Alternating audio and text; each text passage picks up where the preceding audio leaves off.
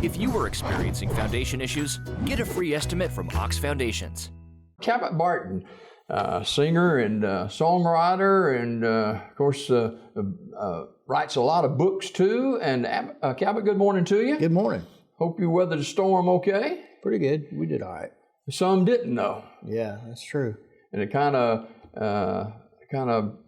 sidetracked your plans for a big signing tomorrow that was scheduled to be in Ohatchee. Yeah. John T. Wayne and I were supposed to be there tomorrow, but I called the guy last night and he said, no, the whole area's been damaged up here around the Janney Furnace, where they have a huge Civil War reenactment every year. And he said, we'll just have to postpone it till later on in the year. Yeah. So I called John back and I told him, I said, don't come, because they're not going to have it. Yeah. Cabot Barden, our guest this morning, and for those of you who may not know who Cabot Barden is, or maybe you're not that familiar with him, who is Cabot Barden? I write a lot of books, play music, do a lot of music. And this is my newest book that's coming out, hopefully by the end of next month. It's called End of the Trail. It's the third in the Cherokee Kids series. And it should be out, hopefully, like I said, at end of April. What went into writing that book? It was a follow-up of the story of John Welch, who was a Cherokee brave who became a U.S. Marshal back at the turn of the century. And, of course, this one's being told by his wife, Kelly, after he's died in 1928. And so she's telling her side of the story. Your connection with, and of course, the name John Wayne means a lot. That gets a lot of people's attention. Yeah. Your connection with John Wayne. Well, we did a book signing about 4 years ago of Nakalula Falls. Together. Now, this how is he related to John Wayne that we all... John T. Wayne is John Wayne's grandson. Okay. Illegitimate grandson. Okay. His autobiography is coming out this fall. It will explain the whole thing about how he found out in 2009 who his grandfather really was. Oh, wow. He didn't even know until then. Of course, I mean, he probably had a good clue because he looks just like John Wayne. There's a good picture of him right here. This is from the movie he was in. They just wrapped up shooting it about 2 weeks ago. He's a big guy, too. Yep. He's 6'4", same height as John Wayne. Mm-hmm. And he plays a Confederate colonel in this movie. It's called Letters Home is the name of the movie. I don't know who else is acting in it, but he was one of the actors in it. Now, how did you hook up with him again? We were doing a book signing at Nakalula Falls at an Indian powwow up there. Of course, I do a lot of Indian powwows because I'm Cherokee.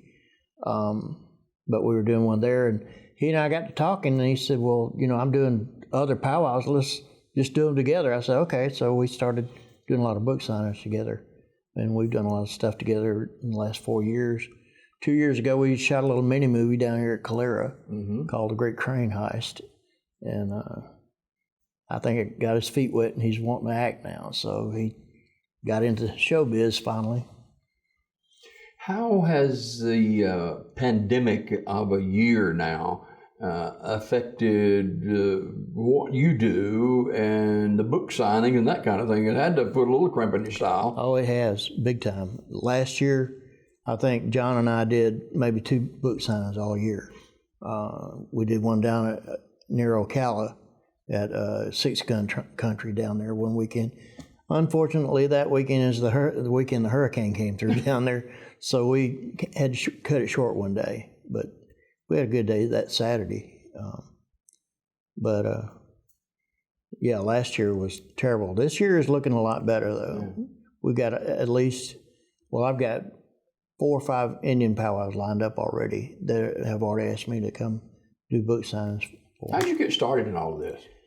Well, I met Clive Cussler, who's written over 60-something #1 bestsellers. Back in 1989, my buddy Frank Lister and us wrote a song inspired by Clive and his books, and went down to Mobile and met him and presented the song to him, and he liked it. He made us members of his organization called NUMA, National Underwater Marine Agency. We made him an honorary member of our band, Sequoia.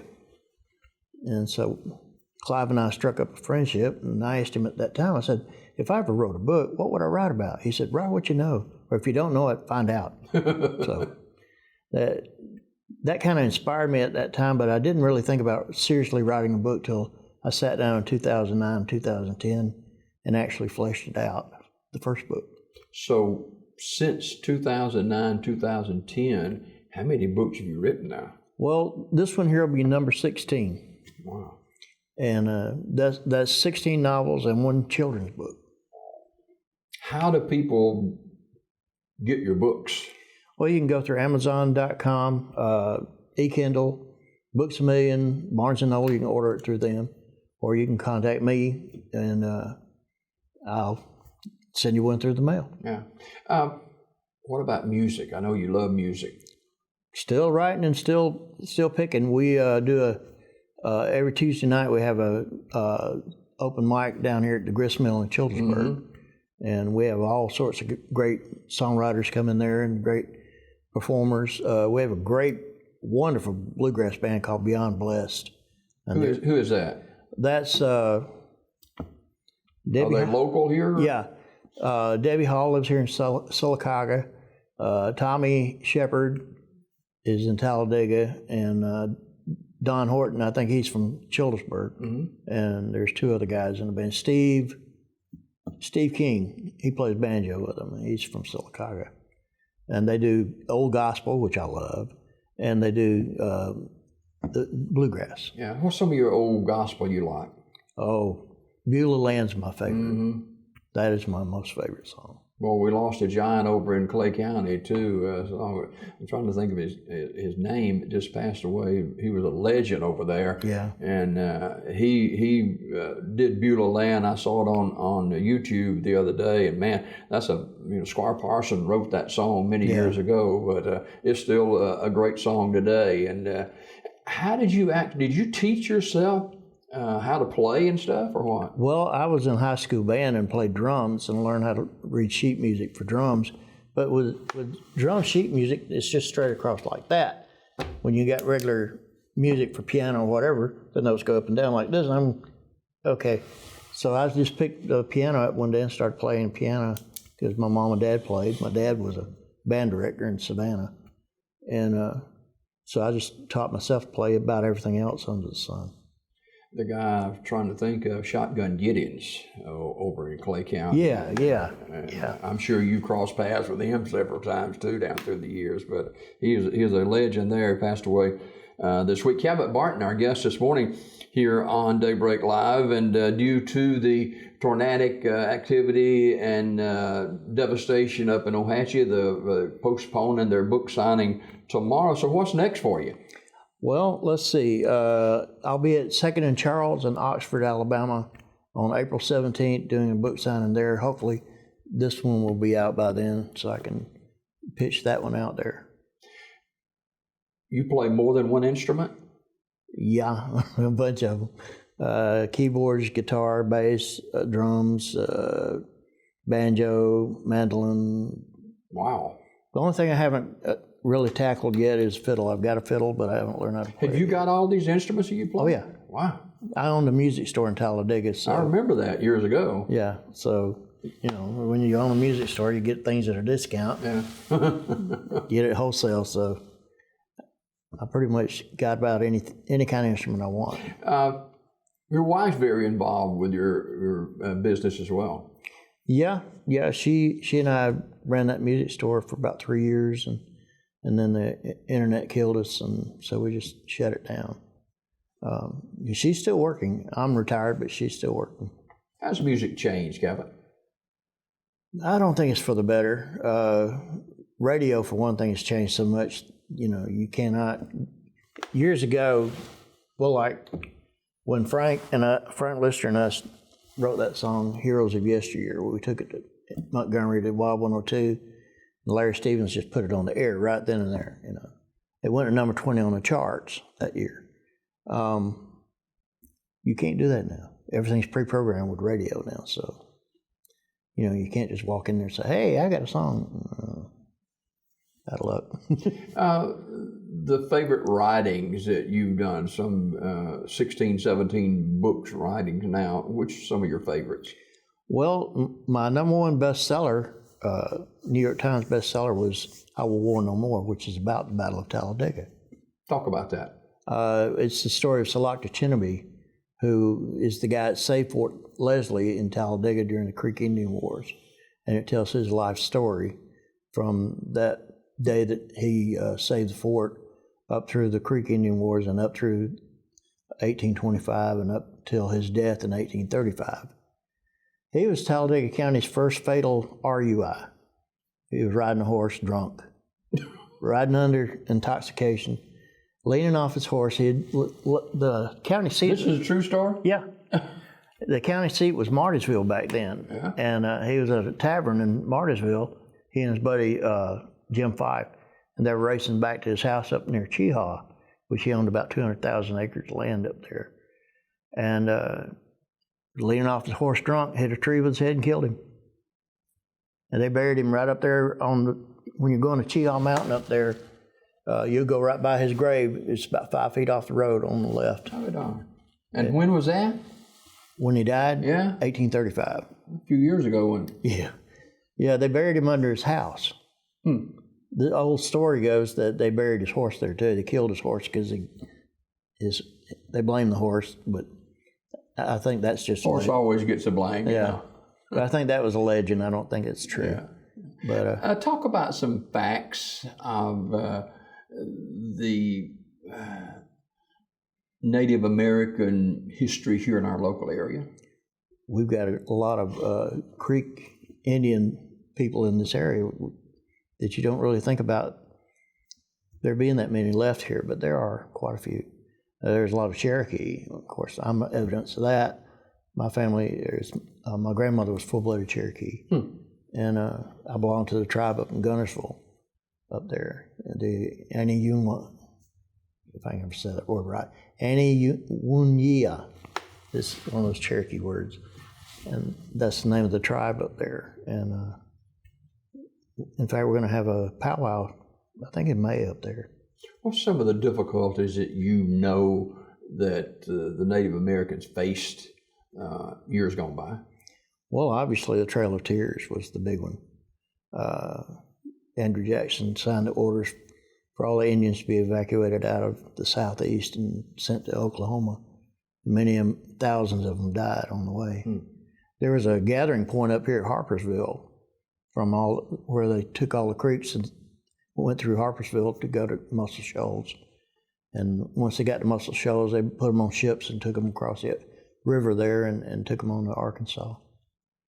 And, when you initially started writing, and the gentleman told you to write what you know, are you still writing what you know, basically? Well, I wrote 3 books about being in bands and all that. But mostly what I write now is what I find out. A lot of fiction stories? A lot of fiction, yeah. In fact, I've really gone fiction. I'm working on the 3rd in my Ganymede series, which is science fiction. A friend of mine said, why don't you write any science fiction? You just write historical fiction. I said, oh, okay. So I wrote the first Ganymede book, and it did pretty good. And I said, okay. So this is the second one called Dragon Slayers of Ganymede, which is dedicated to my buddy Clive Cussler, who died last year. And I'm working on the 3rd one of that one now, of that series. It's about Ganymede. Yeah. Cabot Barden, our guest this morning, and established musician and author and songwriter and pick and grin and you name it, he does it. And he's been a guest on this show several times. We always enjoy our time visiting with Cabot. And when you prepare to write a book, walk us through what some of the process is, because there may be people watching this morning, young or not so young. You know, they say you're never too old or too young to write. No, that's true. So what are some of the steps you go through? Well, most of the time I write on my computer. Now, if I'm in a position where I can't get to my computer for a while, I'll have a notebook with me and I'll write my ideas in the notebook. But then I always come back to the computer because I have to send it through the internet to get it published anyway. So I just put it on the computer and put it in a PDF form where it can't be changed by the publisher, and go from there. Wow. A lot of people like to do an outline before they start their book. They like to have everything set in an order. I'm kind of chaotic. I just sit down, whatever comes in the head goes on the paper. It's like I watch a movie in my head, and just write down what I see and hear in my head. I've heard stories of established writers of thoughts coming to their mind in some of the craziest places, in the shower, in a restaurant, in a bathroom. And one of the guys said that he wrote something down on toilet paper one time just to make sure he remembered what he was thinking. You know, the Rolling Stones, when they recorded at Muscle Shoals in Alabama here, back in 1972, recorded the Sticky Fingers album. Keith Richards wrote the song Wild Horses sitting in the bathroom on the toilet. It was a great song for him. Yeah, great song, but when they told me that, I said, well, I don't need to know that, but...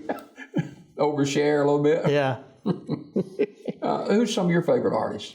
Favorite artists? Bill Gaither and Gaither Quartet. I love them. Isaacs. I love the Isaacs. Well, they can play some music, can't they? Oh, yeah. Yeah, my band that I'm playing in now, we're working up one of their tunes that was redone in the living years. Mm-hmm. They did it on the Bill Gaither show the other day. And, of course, I'm in another band now, and a band called Memory Lane. You may know some of the guys in it. Roy Strickland's playing guitar with us. And Teresa Yeager's playing keyboards. Mm-hmm. Timbo Rogers on drums, and Paul Millard's playing sax and flute. Timbo Rogers, wow. You know, Roy Strickland, he can tear a keyboard up, can't he?